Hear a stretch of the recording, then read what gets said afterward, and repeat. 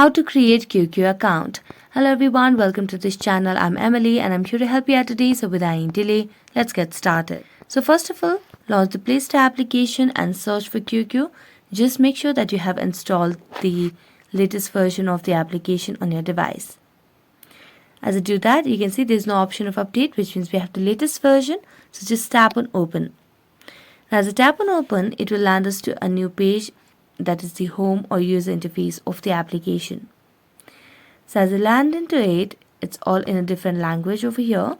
So just tap on this icon where you can create your email ID or the login credentials. So here you can either translate or use Google Translate to translate this language, and you can create an account over here. So you just need your phone number. You have to enter your phone number and create a password, and then you'll be able to create your QQ account over here on your device.